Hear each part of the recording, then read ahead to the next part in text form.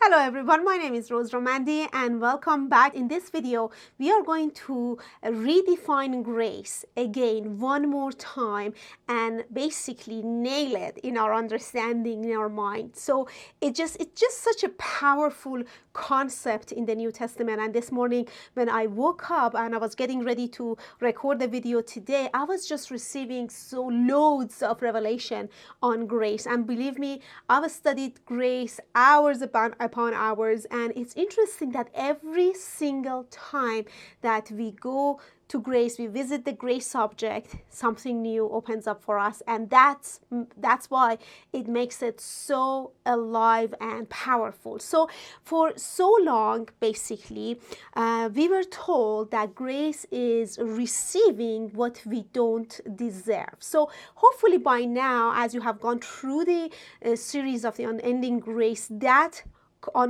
basically definition of grace is already wiped out in your understanding or in your mind. But today we are going to see it even to understand that grace is actually our identity. It defines who we are. So turn with me to Hebrews chapter 2 and let's read this verse. And once for all, we want to understand what grace is in this verse. So this is one of the most important verses for myself. Every single time I want to define grace, I come to this verse. And hopefully it's going to open up for you today as well. So let's go to Hebrews chapter 2 and let's take a look at verse 9 together. It says, "But we see Jesus, who was made a little lower than the angels for the suffering of death, crowned with glory and honor, that he, by the grace of God, might taste death for everyone." So do you just see here? It says, by the grace of God, he might taste death for everyone. So that's a definition of the grace we have here. The grace of God is that he might taste death for everyone. Okay, so let me share my screen here. Maybe we should just jump right into the screen because it's always easier to see and to draw and break down every verse. So here says, therefore, the grace of God is, so, all right, so the grace of God is that he might taste death for everyone. So if you pay attention, I just put a little more space between three things here. He tasted death for everyone. So, and this is called the grace. So first of all, the grace of God has nothing to do, did you just see in this verse, has nothing to do with me.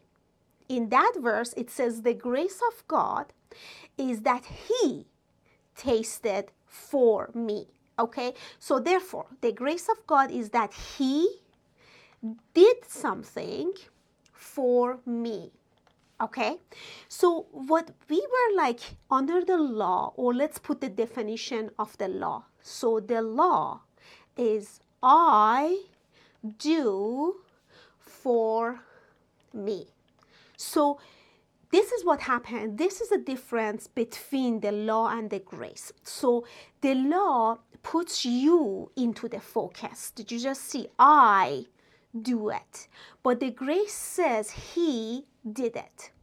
So now, this is that understanding. And I want you to, if you can, pause the video and just chew on it. If we believe that grace is I receive because I didn't deserve it, but grace of God came to me because I didn't deserve it, but I receive it. Do you see? The focus is still me, me, me. This is what the corruption. This is how the corruption came to the world. Going back to Genesis chapter 3, when Adam and Eve, they ate from the tree, their eyes were open and they saw themselves and they kept saying, I. So one of the roots of death and the corruption is the I part of this story. instead of he. So instead of looking at me, we must lift up our eyes and we looked at him. So now let's again understand this. The grace of God. Grace means that God did something for you. But the moment you come to understand to the law, it's that I do something for myself. So therefore, if you take a look at here, therefore, what we can do is in the law, under the law, so when we did something for ourselves, what we did became who we are. So basically, we defined our identity on based of what we did. So basically, we say you are or I am. Do you see? I am what I do. So what does that mean? That means what we do defines our identity. So do you remember when Jesus went to the wilderness to be tempted by the devil? So the devil came and said, if you are the Son of God, then do something about it. So if you are the Son of God, so turn the stones to bread. Do something so therefore that doing identifies and proves your identity. Okay, so that's what there's this narrow line. There is this switch must happen in our understanding. So the devil came basically and told Jesus that, okay, you say you are the Son of God, then do it. Turn the stone to bread. And when you do that, and that work that you do, then that defines who you really are. And this is what exactly happened to Adam and Eve in Genesis, and to every single one of us to this day that we are sitting. We try to prove who we are by doing the things. This is how the world works. This is how every single religion works. Your deeds, your works define who you are. But this is the corruption that came to the world. This is actually the law of sin and death that works in every single one of us. That's why there is so much corruption is happening, because we are walking around and we are trying to do things, and because I do it, then I can have something. So now I have to have a little disclaimer here, just in case this is the first time you are watching this video. I am not saying it is okay to do the bad things. No, I'm not saying this. What I'm saying is your identity doesn't come from what you do. Okay, why am I saying this? Have you ever done something and then you regretted it? I'm sure you did, because I did, and we all lived in Adam, and this is the nature of Adam. If you ever did something and you regretted it, that means that thing is not who you are, because you regretted the thing that you did. And the moment you realize that what you did is not who you are, that's when you become free and step into that grace that we have. So now going back to the Genesis part and the story of Abel and Cain, and for those of you who listened to the God's Master Plan series that we had a few months ago, in the story of Cain and Abel, so God came to Cain after he killed his brother, and he asked him, okay, why are you hiding yourself basically from me? And Cain start condemning himself, and he says, now I am be a vagabond on earth, and I'll be cursed, and because my punishment is great, and because I killed my brother. So he took an identity upon himself because of something he did. And then it says the Lord put a mark on him so that no one would kill Cain. Even though Cain counted himself worthy of death because of what he did to his brother, God didn't.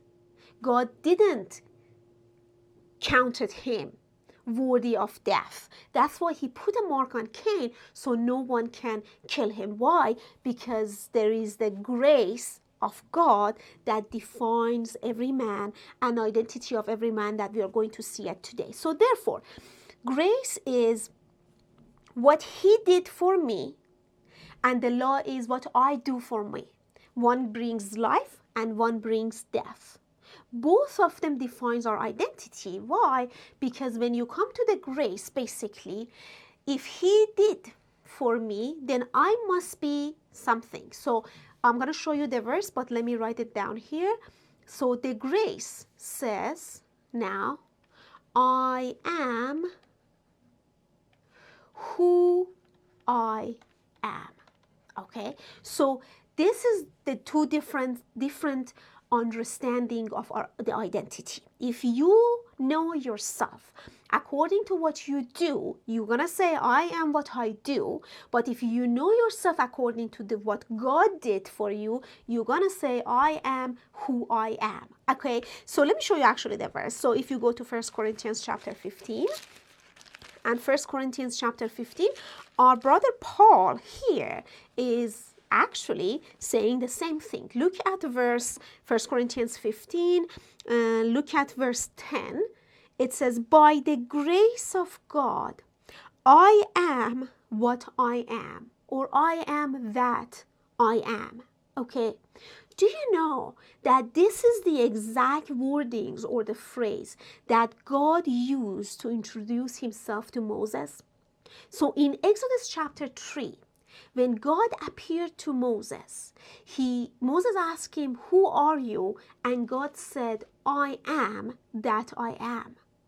Okay, so now Paul is actually saying the same thing that God said to Moses, and then he says, by the grace of God, I am that I am.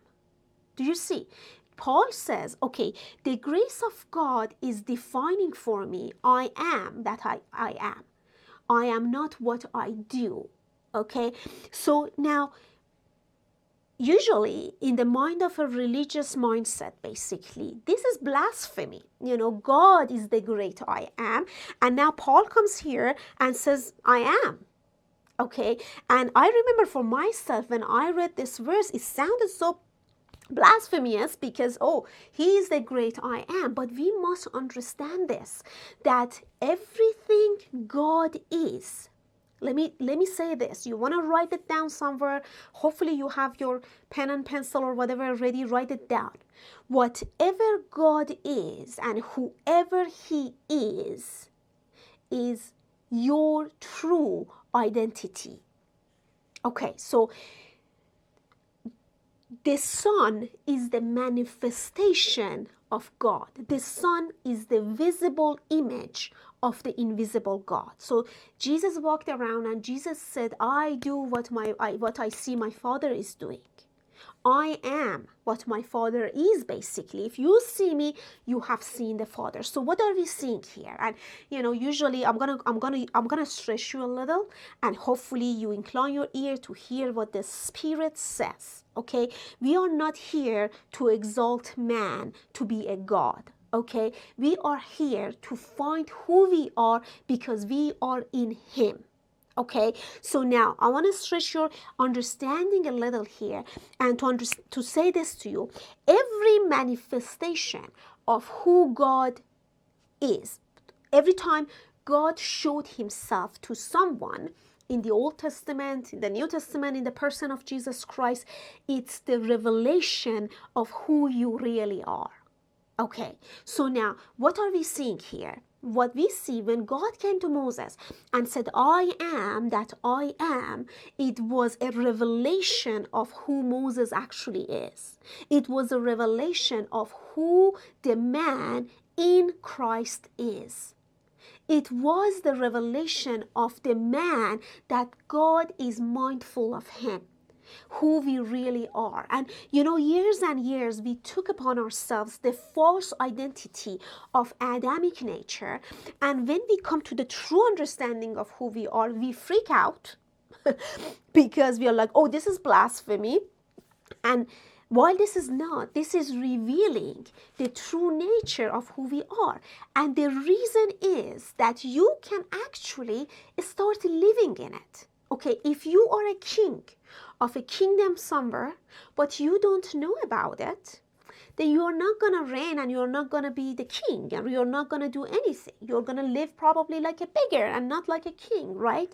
So therefore, if you don't know who you are, you will never live it. You will never experience it. And that's what the gospel is talking about. Paul says here to us, I am that I am by the grace of God. So what does that mean? That means the grace of God is my identity. What God is doing for me is who I am, not what I do for myself. Okay, so many times you and I have asked questions like this. Okay, what do I need to do now? Or how am I going to supposed to do it? And I is the focus of everything that we do. And the gospel is 180% degree opposite of this concept. The gospel is not about I. The gospel is about he.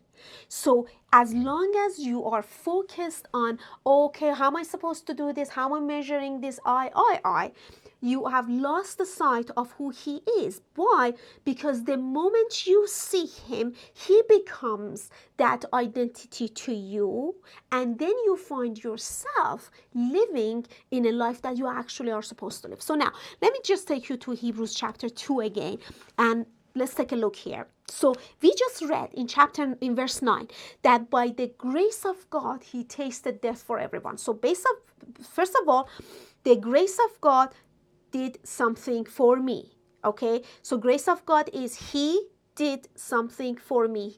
I am because he did it. Okay, so write it down. Grace is this. I am because he did something for me. And I remember when there was a time in the beginning of my Christian life, I would just go out praying for people. And I remember I came home one day and I was like, okay, what's wrong with me? I'm supposed to have faith. And when I was praying for people, I was more focused on my faith and my prayer and my words and I wanted to become me. I want to make sure that everything I do is biblical, and I want to make sure I, right? So, and I remember I came home and, I was really frustrated because I thought something's wrong with me because I'm praying for people. Nothing is happening. What's wrong with me?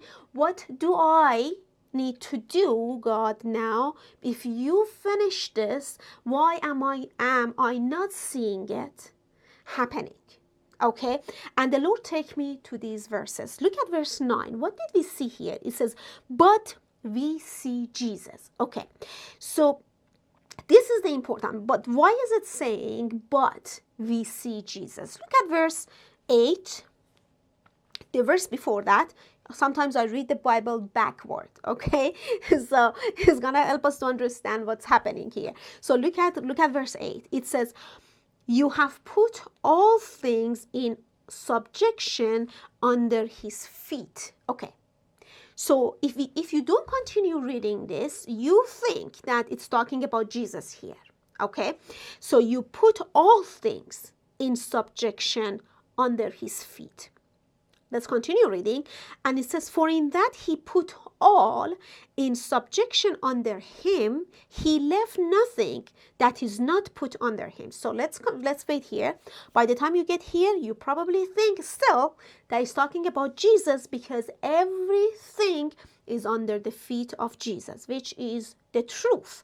But this verse is not talking about Jesus only. Why? Because when the writer of the Hebrews is reading this, he understood that it's talking about man. Look at that. Let's continue reading. But now, we do not see all things put under him. Oh, okay. So now, it says, okay, guys, he put all things in subjection to him, but we don't see him, everything in subjection to him. So now, who is this him? Let's go back to verse 6. Verse 6 says, but one testified in certain place, saying, what is man that you are mindful of him? The Son of Man that you take care of him. Okay, so you have made him a little lower than the angels. You have crowned him with glory and honor and set him over the works of your hand. You have put all things in subjection to his feet. So therefore, the person in the focus of this concept lines here is the man. Okay, so therefore, verse 8 says, we don't see. Everything is subject under the man, him. This man that God is mindful of him, right? But now look at verse 3. It says, but we see Jesus. Did you just see what happened? He says, guys, it comes to a time in our lives that we don't see everything in subjection to the man that we are. Okay, because he brings himself into the picture. He says, that man that God is talking about, that everything is subject to him, but we don't see it, is which man? I see it in my life. When I look at Jesus, everything is under his feet, but when I look at my life, not everything is under my feet. Okay, so Paul here says, therefore, we see Jesus. Did you just see? There is a shift of perspective is happening, lifting your eyes from what is not subjecting to you to the one whose everything is subject to him. Why?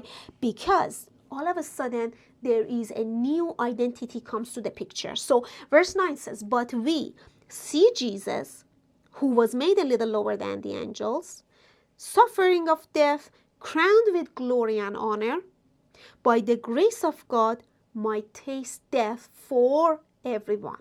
Now look at the next verse.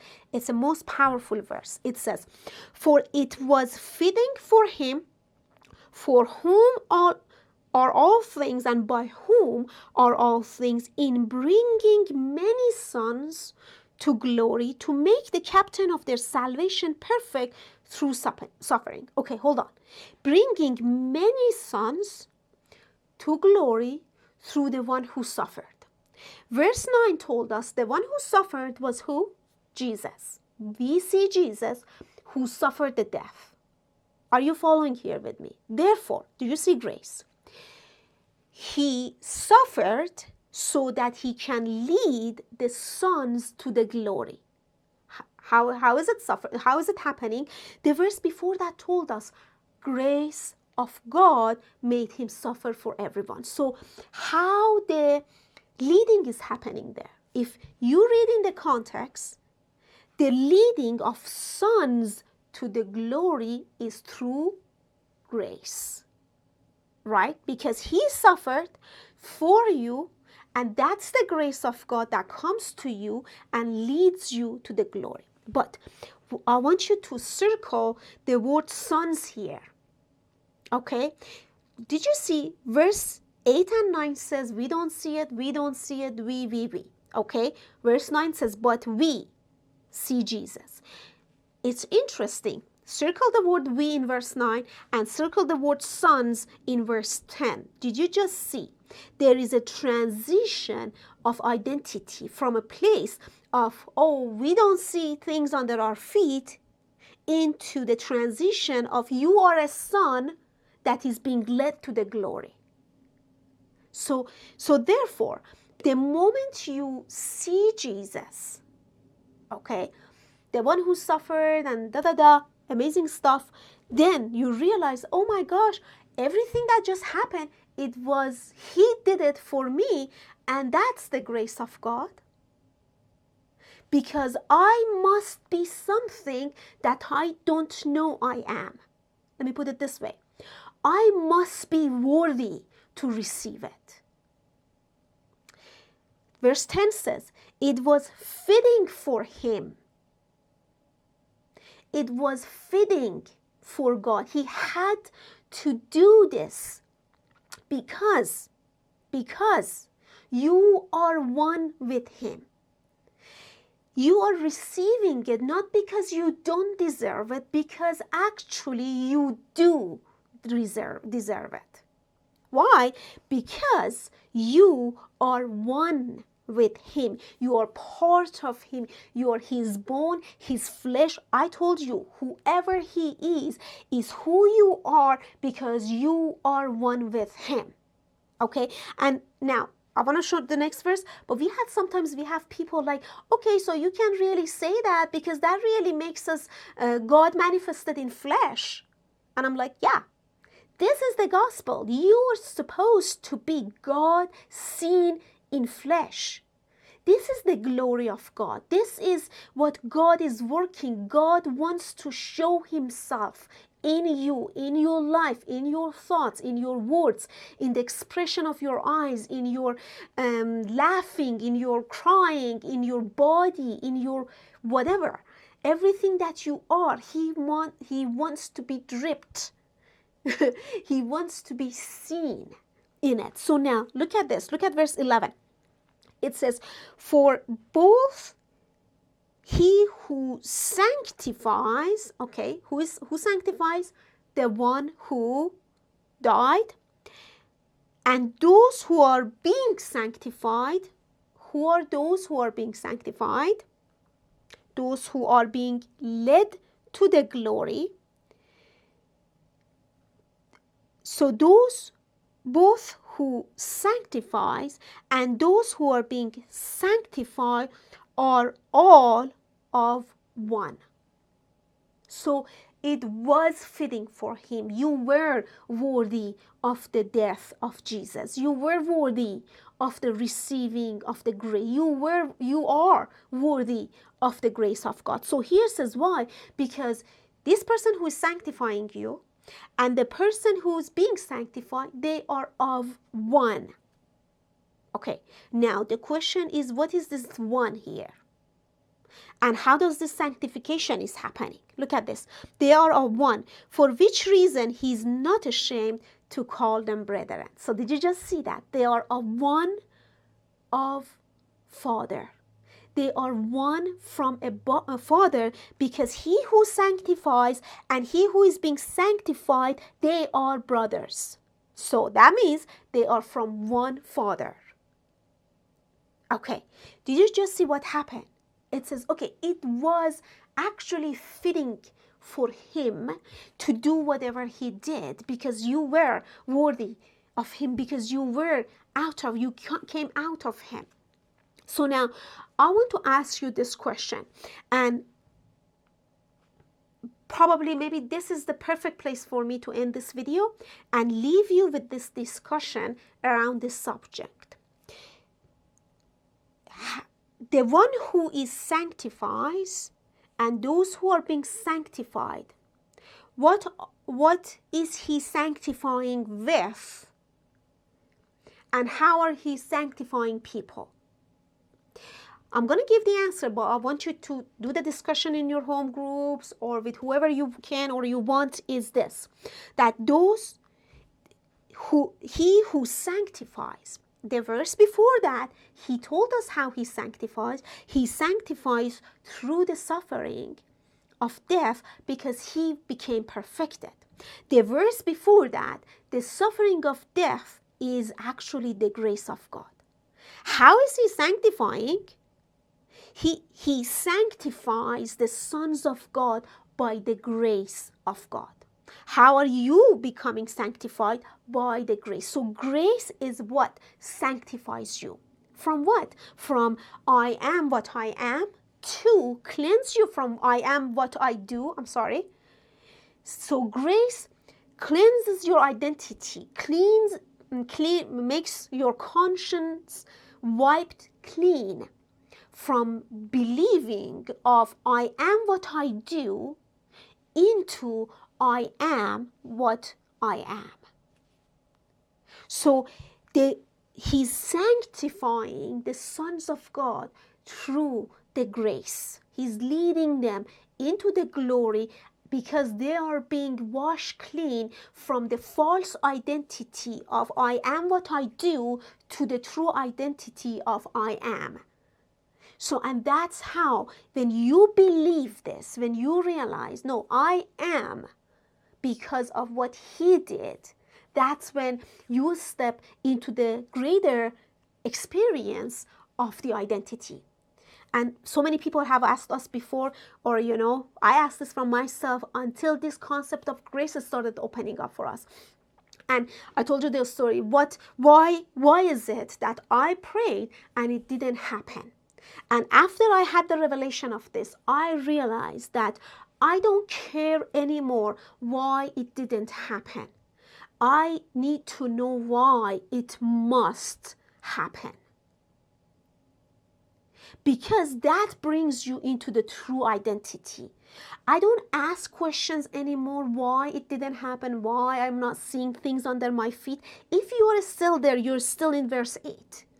You need to move on to verse 9 and 10 and further, okay? So we need to shift and switch and on our eyes and realize that, okay, I don't care about why it didn't happen, but I need to know why it must happen, because I see Jesus, and now I realize that this grace of God is cleaning me, is sanctifying me from the false mentality of why it didn't happen to why it must happen, or I am what I do to I am what he says I am, basically. All right, guys. So now maybe this is the good place for you to do your discussion, to talk about it, to understand that how grace brings the sanctification into your life. What are the other false beliefs do you still believe that grace needs to sanctify and cleanse that? All right, guys. Thank you so much, and I will see you in the next video.